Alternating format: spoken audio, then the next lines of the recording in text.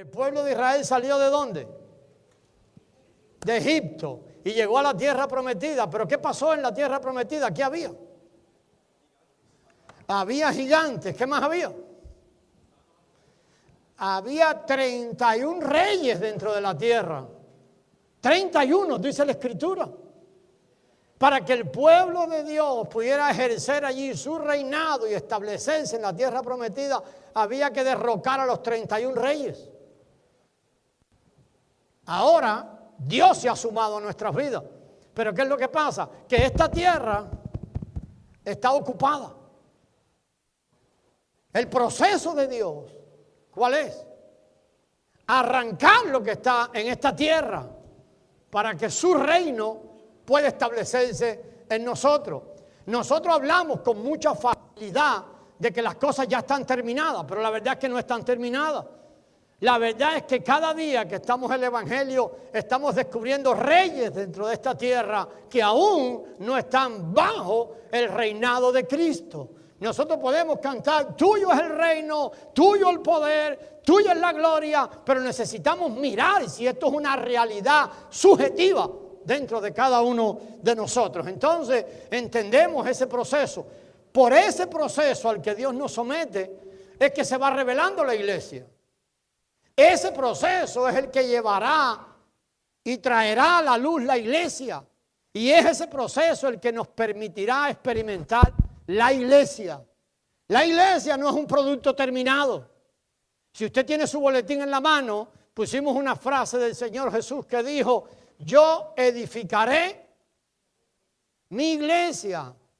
Yo no sé mucho de griego, bueno, de verdad no sé nada, me sé como 10 o 12 palabras o 15 palabras, pero sé que eso que está ahí se llama presente continuo. ¿Sabe lo que quiere decir eso?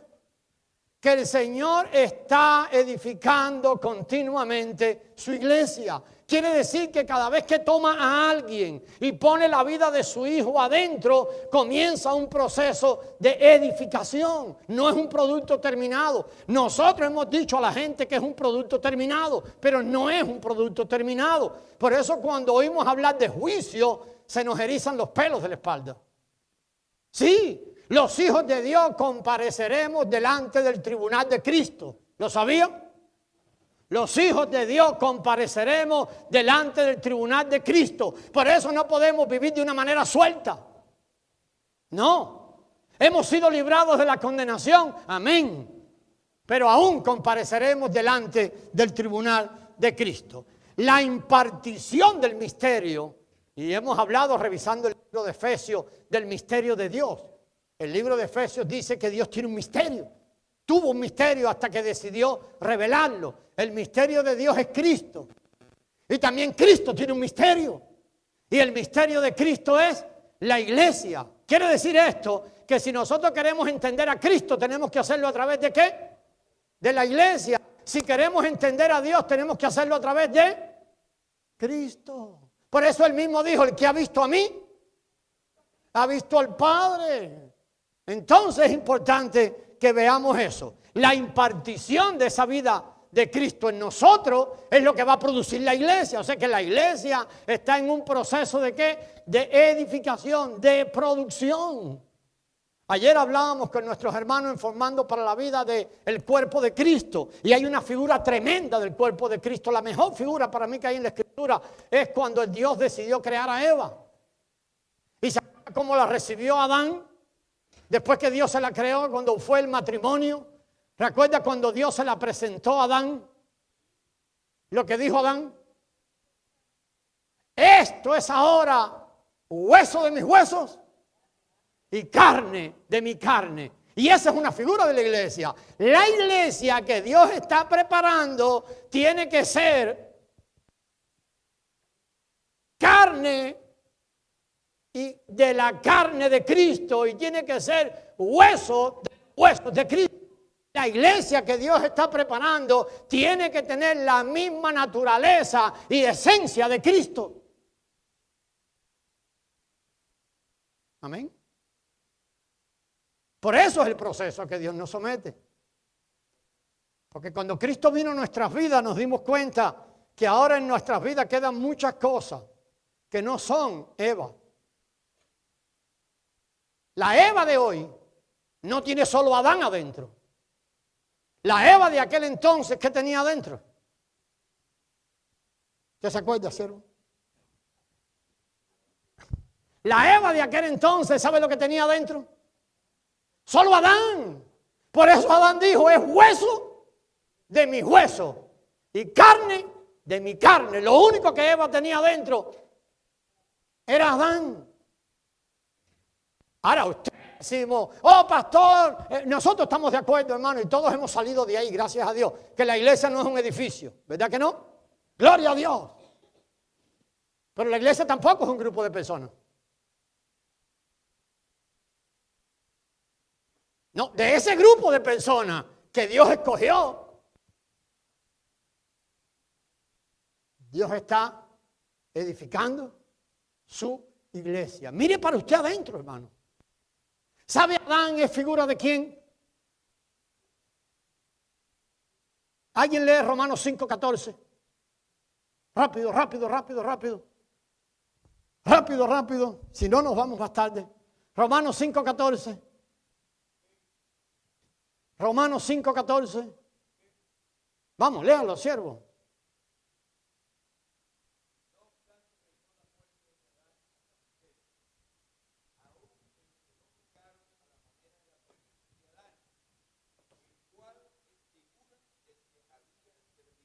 ¿De quién es figura Adán? ¿Qué es lo que Eva tenía adentro? ¿Y entonces qué tenía? A Cristo. A Cristo. Entonces tú, oh pastor, nosotros somos la iglesia, aguántate un poquito. ¿Cuánto hay dentro de ti que no es Adán? Lo que no es Adán, no es iglesia. ¿Lo vemos o no? Solo lo que es Adán era parte de Eva. ¿Sí o no? Más o menos. Bueno, un día lo veremos. El punto es que el proceso a que Dios nos somete. Por eso el apóstol Pablo habla de la plenitud de Dios. Entonces ahora Dios se mudó en nuestros corazones. ¿Y qué empieza? Su morada. Su morada. Su morada. Y mientras Él hace su morada, ¿qué está haciendo? Edificando su casa. Entonces, hermano, la plenitud de Dios, que es la meta que tenemos por delante, el desbordamiento, la manifestación o la expresión de Dios, es lo que es la iglesia. La iglesia se produce por el obrar interno y subjetivo de Dios. Entonces, Efesios, que es el libro que nos hemos estado apoyando, es un libro de la iglesia. Vimos el capítulo 3, hemos estado viendo el 4, y habla de un proceso mediante el cual Dios, muy sencillamente, obtiene la iglesia. Se mudó al corazón de nosotros, amén. ¿Cuándo se mudó? ¿Cuándo se mudó? Cuando aceptamos a Cristo, amén. Amén. Entonces empieza un proceso allí. Se mezcla con nosotros. Pero ¿para qué se mezcla? Téngalo en mente. Empieza a crecer dentro de nosotros. Eso es lo que dice Efesios 3. Empieza a edificar su morada en nuestros corazones. Cuando Él viene a nosotros, recibimos las inescrutables riquezas de Cristo. Pero esas inescrutables riquezas comienzan a multiplicarse cuando Él va creciendo en nosotros. Amén. Cuando Él va creciendo, va produciendo entonces la renovación, que es lo mismo que la edificación. Entonces, cuando vemos estos procesos juntos, empezamos a ver que la iglesia será expresada cuando estas tres cosas están sucediendo juntas y al mismo tiempo. Él se mezcla, Él crece en el interior nuestro para entonces ir renovando los elementos viejos, los que no son Adán, los que son a ver, vamos a echar para atrás otra vez. Los elementos que no son Cristo en nosotros van siendo expulsados cuando Cristo va creciendo. Nosotros los queremos expulsar de una manera fácil. A ver, ¿de qué manera queremos expulsarlo hoy? Pastor, ora por mí. Pero ore por gusto. Pasan 6 años después y aparecieron otros elementos allí. Y otros elementos allí. Porque cuando empezamos a mirar a Cristo y a mirar a Cristo y Cristo nos es revelado, va a suceder algo misterioso en nosotros. ¿Sabe qué va a suceder? Vemos nuestras limitaciones. Vemos cuán pequeños somos. Mientras más caminamos en la senda espiritual, Cristo se hace más grande. Cristo se hace más grande. Cristo se hace más grande. Y a la vez que se hace más grande, se hace más imposible para nosotros. Esto no es un juego de Dios. Esto no solamente es una, ¿cómo se llama? Se me olvidó. Una figura, esto es una realidad, esto es un hecho. Cada vez que usted ve más de Cristo, ¿qué es lo que ve? Más grande, más inmenso, más inmenso. ¿Y qué es lo otro que verá? Lo lejos que está usted de alcanzar lo que Dios le llamó a alcanzar. Dios quiere llevarnos siempre al borde del desespero. Todos los que caminan con Jesús han llegado allí. Todos los que caminaron con Jesús cuando Jesús estuvo sobre la tierra fueron llevados allí, al desespero. Déjenme contarles algo. Los que caminaron con Jesús empezaron a aprender de Él, ¿sí o no? Tanto aprendieron que un día la gente los miró y dijeron algo. ¿Se acuerda cuando vieron a Pedro que negó a Jesús? ¿Qué le dijo a aquella muchacha que lo vio? Una de las cosas. Fue 3 veces, ¿verdad? Muy bien. ¿Qué le dijo? Ella. Tú eres de los que has andado con Jesús. ¿Cómo? Externamente algo había pasado en Pedro. La gente reconocía cuando oían a los discípulos hablar que habían andado con Jesús.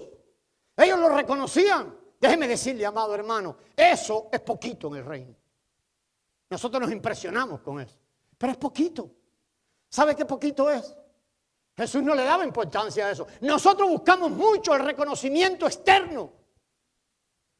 Y es bueno que lleguemos a un lugar y la gente diga, hermano, yo quiero decirte que hay más. Hay más en el reino. Hay mucho más en el reino. ¿Sabe qué?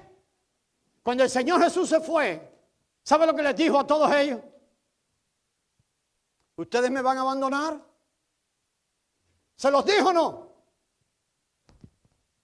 ¿Recuerdan? Y a uno de ellos le dijo, ¿y tú me vas a negar 3 veces?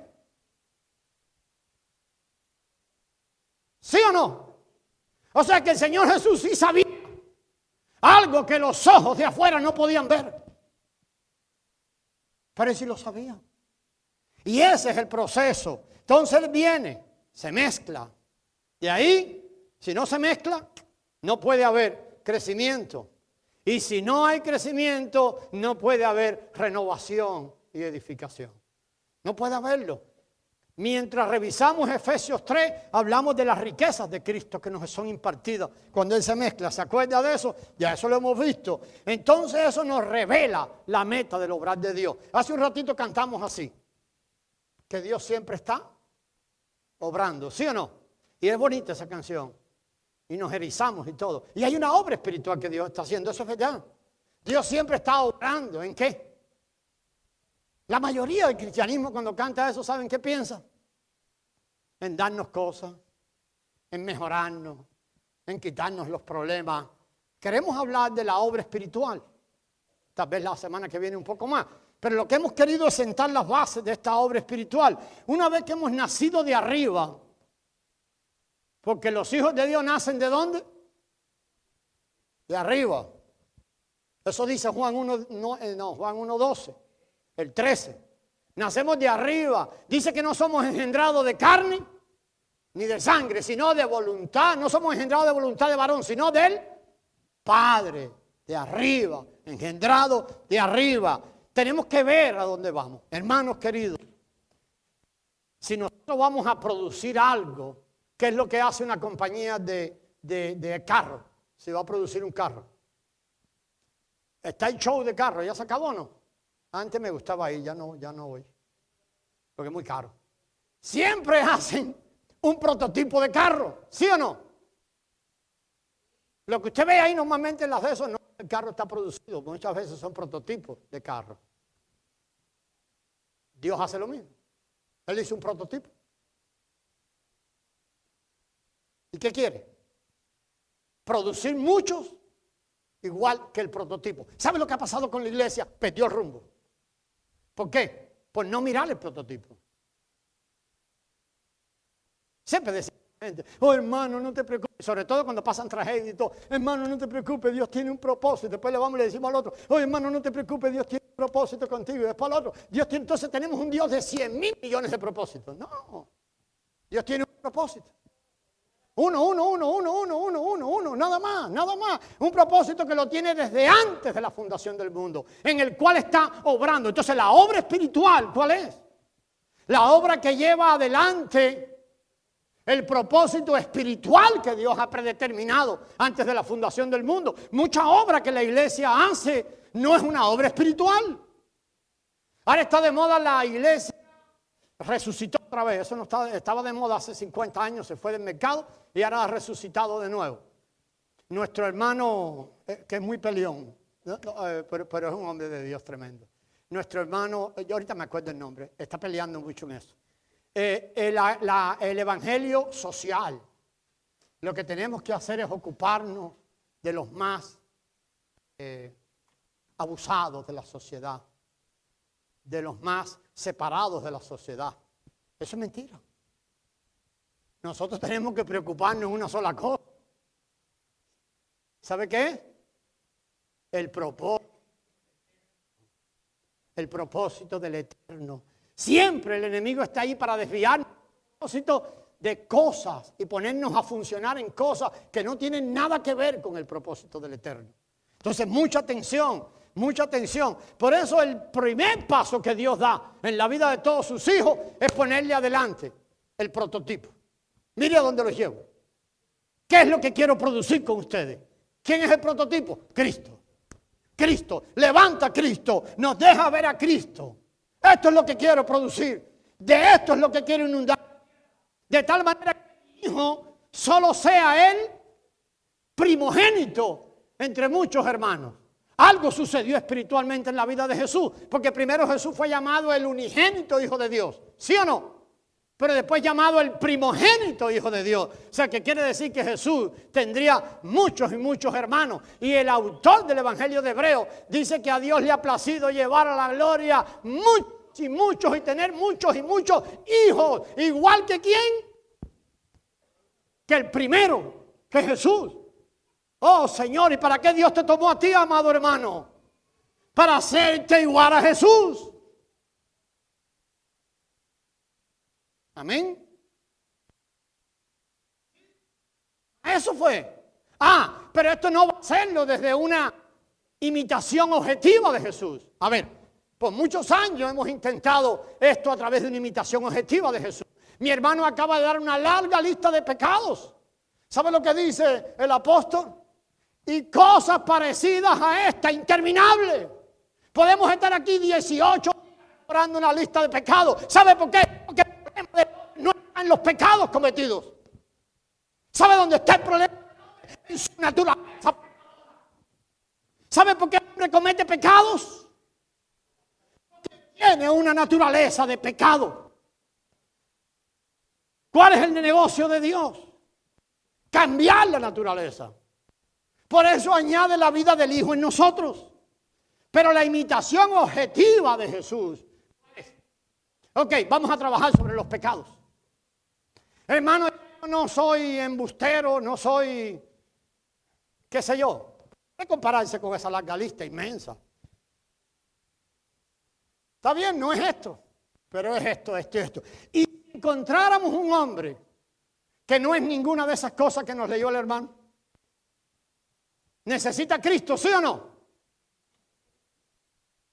Claro que lo necesita. ¿Por qué? Porque tiene una naturaleza corrupta que no hereda el reino. No hereda el reino. Entonces, amados hermanos, llegamos a ser el cuerpo de Cristo, la iglesia, a través de mezcla, crecimiento y renovación. Si Dios nos deja ver esto, hermano. Y esto no es no quiero que usted se aprenda de memoria. Estos son tres mezclas. Esto es experiencia personal. ¿Está Dios mezclándose contigo? ¿Lo has experimentado? ¿Has experimentado el crecimiento de la vida en ti? ¿Has experimentado la renovación, la edificación? ¿La has experimentado?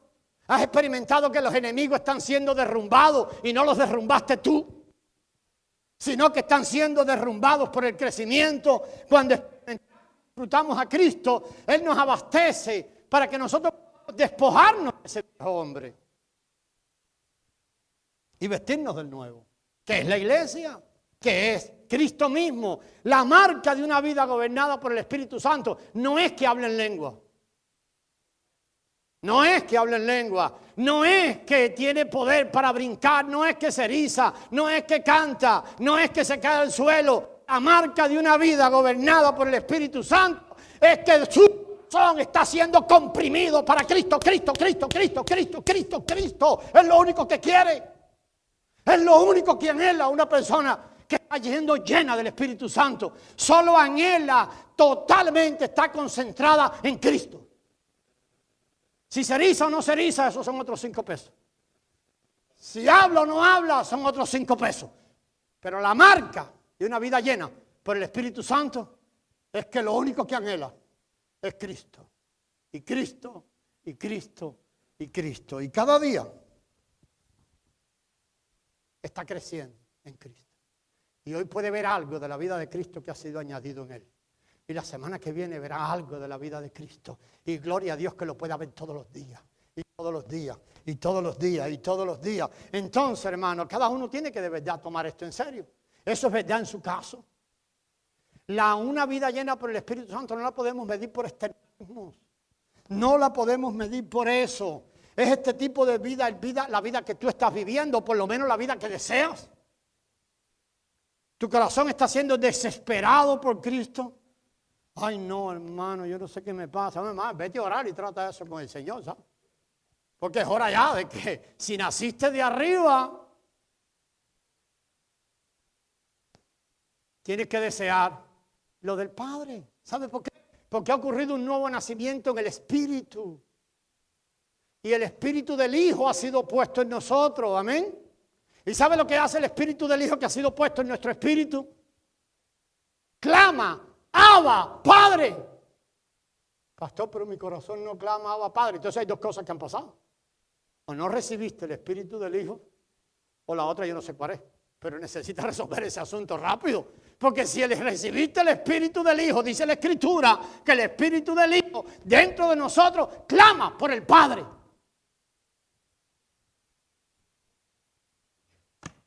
¿Sí o no? Bueno. Y es bueno que nosotros lleguemos a la desesperación, es esto. Mientras el creyente va progresando en esa senda espiritual, mientras va progresando, se da cuenta, hermano, que vivir para sí mismo es el más grande de los pecados. Se está dando cuenta entonces que Dios le tocó con un propósito. Y si él sigue enfocado en vivir para él mismo, es como un grano de trigo que cae a tierra, pero no muere. ¿Qué va a pasar con ese grano? Pues nada, ¿no? Porque se cae a la tierra y no muere, un día se pudrirá y no pasará nada. Cuando un creyente va creciendo, va viendo esto. Va viendo que él no puede vivir por sí mismo, sino que Dios le tomó con un propósito, el propósito de Dios. Entonces el creyente que va creciendo empieza a ser desesperado y empieza a anhelar que Dios cumpla su propósito en él. Amén. Empieza a quitar la mirada de su propósito. Hermano, esto no sucede de un día al otro, déjeme decirle esto, ¿verdad? Y procura ser lleno del Espíritu Santo. Entonces oímos esto y yo digo, oh Señor, lléname de tu Espíritu Santo porque verdaderamente quiero que tú cumplas tu propósito en mí. Y gloria a Dios. Y eso va a pasar con todo creyente que comienza a progresar. Pero la pregunta que tiene que hacerse es eso. ¿Cuál es la meta que busca? Hay muchos creyentes, hermano, que empieza a ver esa necesidad de la llenura del Espíritu Santo. Pero escuche esto. Ahora pídale esto a esos creyentes. Pídale necesidad. Olvídate de tus sentimientos. Olvídate de si tú estás bien o mal. Olvídate de todo lo que tú pensabas. Y solo concéntrate en el propósito de Dios. ¿Sabe lo que pasa con la mayoría de los creyentes que le decimos? Menos ustedes no, con ustedes no ha pasado, no pasará. ¿Sabe lo que pasa? Se echan para atrás. ¿Sabe qué pasó con los creyentes que andaban con Jesús cuando Jesús les dijo eso? Se querían ir, la mayoría se fueron. Y Jesús miró a los discípulos y les dijo, ¿y ustedes también se quieren ir? Les dijo, ya aquí me quedé solo. Juan 6, búsquelo allí. Entonces, amado hermano, la meta del creyente, de muchos creyentes, no aquí, ustedes no, es esta: sentirse feliz, tranquilo, bendecido. Esa es una meta de Hollywood. ¿Sabe cuál es la meta de Hollywood? Mamá, papá, 2 perritos y un hogar feliz. Si esa es la meta de un creyente, todavía él sigue amando su vida anímica profundamente adentro. ¿Y sabe lo que pasa? Que Dios sí lo sabe. Entonces Dios dice, como esta gente no ceden nada, estos que tomé no ceden, yo tengo que ir y arrancarlo. Por eso el proceso en el que Dios nos lleva. Por eso el proceso por el que Dios nos lleva necesita 2 herramientas fundamentales. Una, la operación profunda de la cruz dentro de nosotros. Por eso él dijo a los discípulos, ¿se acuerdan? Mucha gente venía detrás de él, un montón. Y Jesús se volvió a ellos. ¿Y sabe lo que les dijo? ¿No se acuerdan? Lucas 9:23. Si ustedes quieren ser mis discípulos, comiencen por negarse. Después, tomen su cruz cada día. Y después, la mayoría de nosotros hoy tapamos estos 2. Queremos mucha gente siguiendo a Jesús. Pero el Señor Jesús no tuvo problema en decir, espérese, así no es.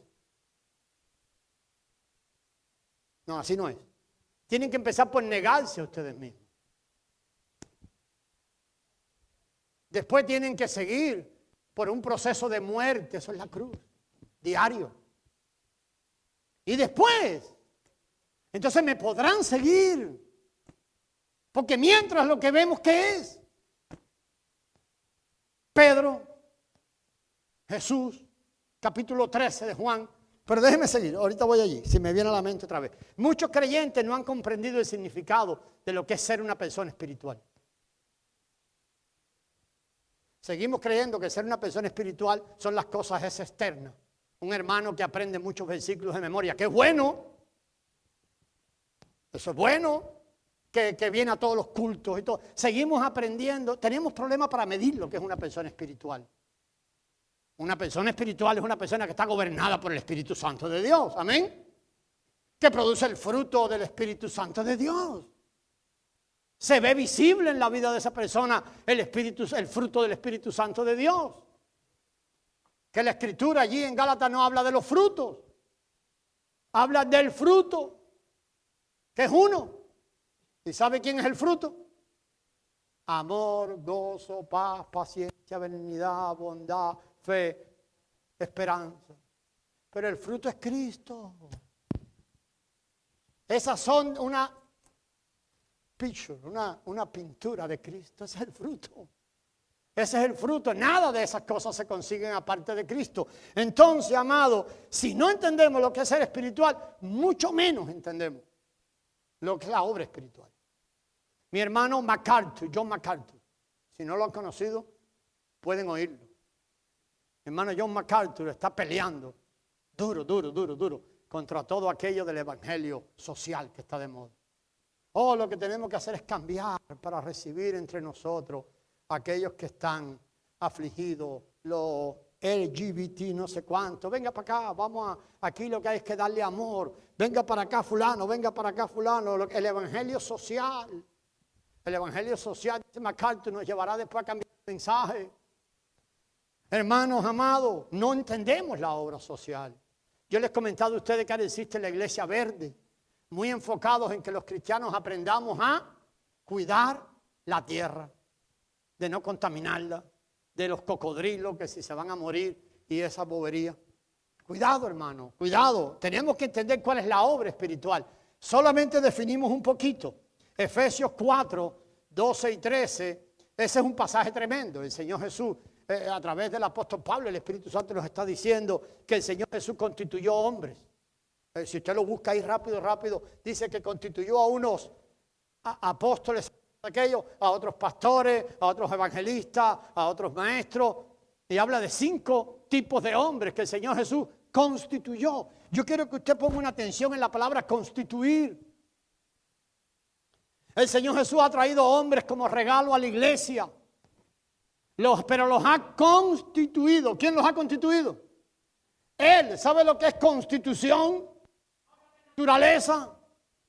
Entonces el Señor Jesús visita a los hombres, empieza a mezclarse, a crecer, a renovarlos, a llenarlos de Él, de tal manera que la naturaleza es cambiada. Entonces esos hombres son dados a la iglesia, ¿para qué? Para la obra del ministerio. Y lo pone en singular el Espíritu Santo. Hay una obra del ministerio. Todo el ministerio de nosotros tiene que estar enfocado en una sola obra. ¿Sabe cuál es? Edificar el cuerpo de Cristo, que es el deseo del corazón de Dios. Entonces entendemos que la obra espiritual es simplemente la expresión de una vida espiritual. Si hay una vida espiritual y esa vida espiritual comienza a expresarse, llevará por la obra espiritual. No voy a decir más de la obra espiritual porque vamos a ver más. Sencillamente que el proceso, la senda, el Eterno siempre comienza, y regresamos allí, mostrándonos el prototipo.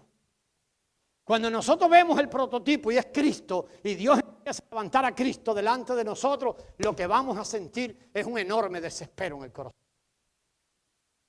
Porque cada vez que nos enseña a Cristo, vemos cuán lejos estamos. ¿Sabe qué pasó con los hombres en el Antiguo Testamento cuando les fue mostrado Cristo? Cuando vieron el reino. ¿Sabe qué pasó? Les recuerdo uno, Isaías.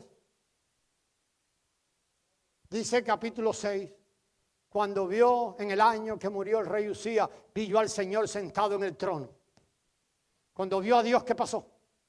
Dice, cayó como muerto y gritando, miserable de mí. ¿Sabe lo que tiene que pasar en nosotros cada vez que vemos a Cristo? Y el Señor nos enseña más a Cristo y más a Cristo. Esto debe pasar algo igual.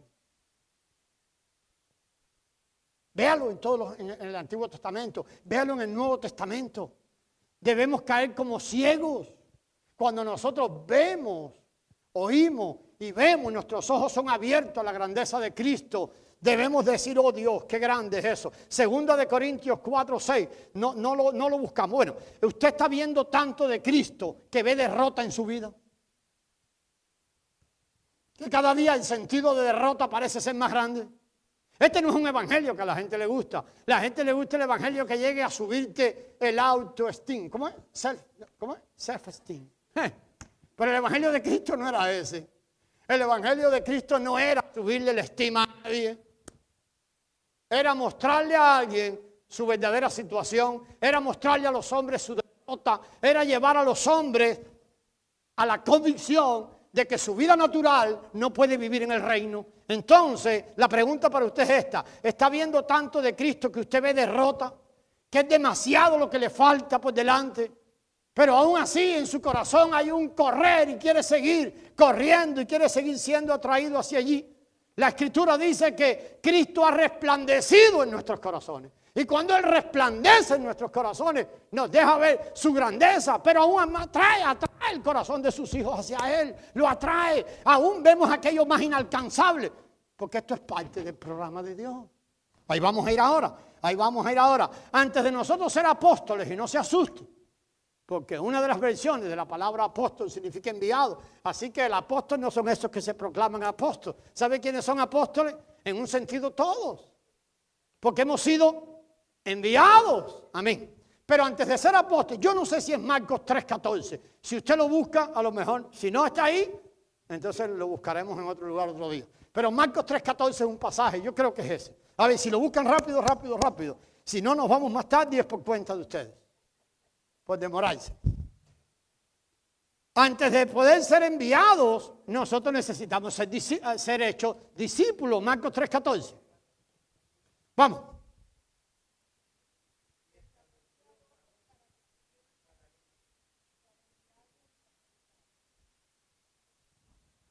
Estableció a 12.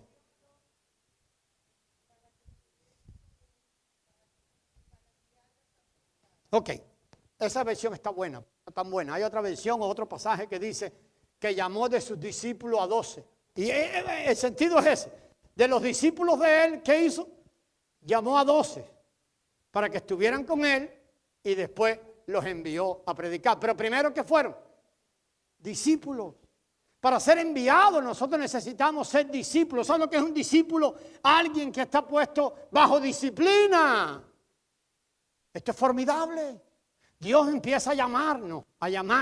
Entonces empieza a ponernos bajo disciplina. Ese es el proceso, ¿verdad? Y ahora comienza a enseñarnos de qué manera, interna. Porque Él se mudó al corazón de nosotros. Él resplandeció en nuestros corazones. Y lo primero que hace es mostrarnos a Cristo.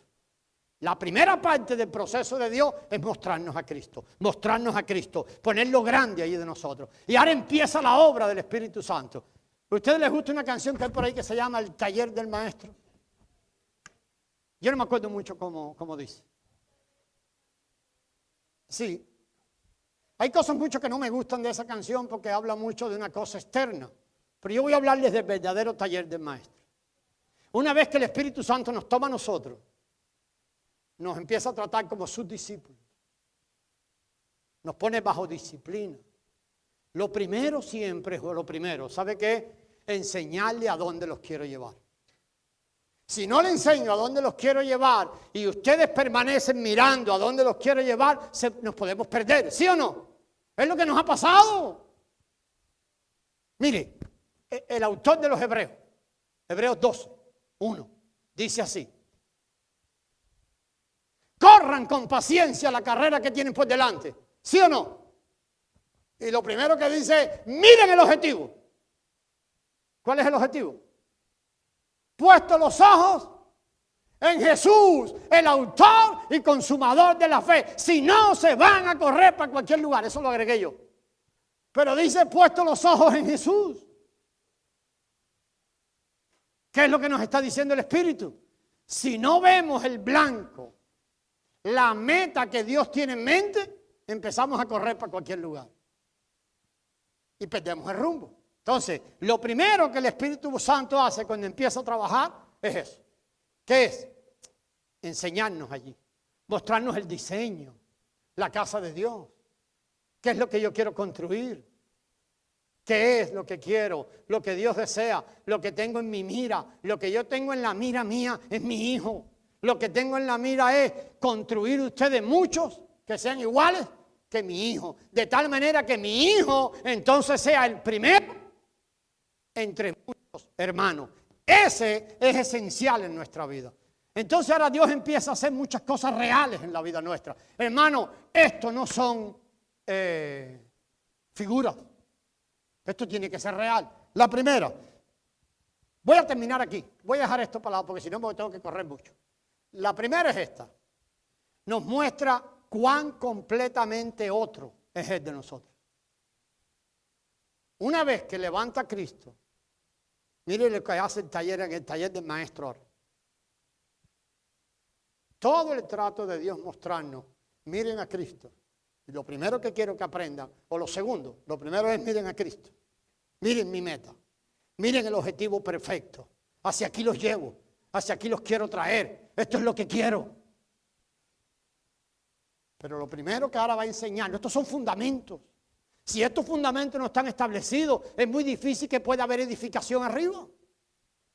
A ver, lo primero es, miren a mi hijo. Esto es donde los quiero llevar. Y ahora empieza a enseñarnos. Mi hijo es otra cosa diferente a ustedes. Aquí vamos a parar. Porque son dos cosas básicas. Esta es una. Una vez que levanta a Cristo, hay dos enseñanzas básicas de allí. La primera, mi hijo es de otro mundo.